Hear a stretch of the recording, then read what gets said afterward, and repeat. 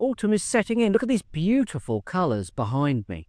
Now, obviously, at this time of year, most of the birds have stopped breeding, the insects have gone into their winter senescence, they're hibernating as caterpillars or cocoons or eggs or whatever. It's the perfect time of year for us to get busy without disturbing or damaging any wildlife, and we have been busy. We've certainly been busy up here. The beaver fence. I know what you're thinking. It looks like something from Jurassic Park, but it's very important that we keep our beavers in.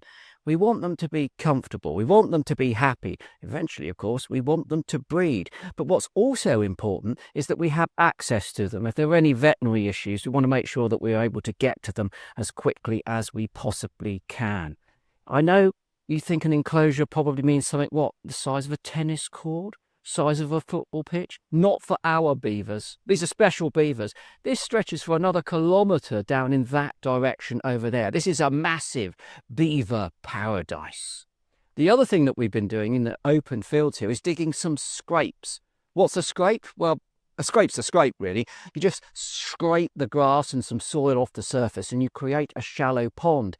Perfect in the wintertime for those wading birds that want to come and feed on earthworms, things like snipe and redshank and lapwing, maybe even some woodcock. And of course, if the water does remain in there, a lovely shallow pond in the spring, well, you might get some frog or toad spawn. We love our scrapes. I love getting into a scrape. I've been in loads of scrapes over the years.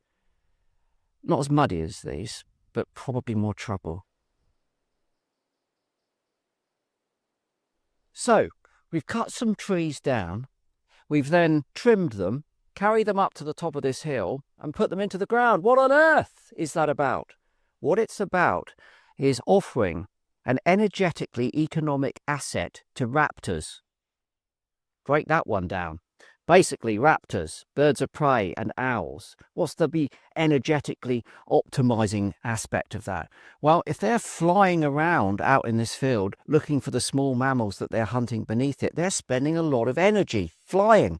They don't want to do that. They would much rather sit passively on top of a pole like this where they can peer down into the grass as it grows longer, add all of those mice, shrews and voles, and then simply pounce down on them.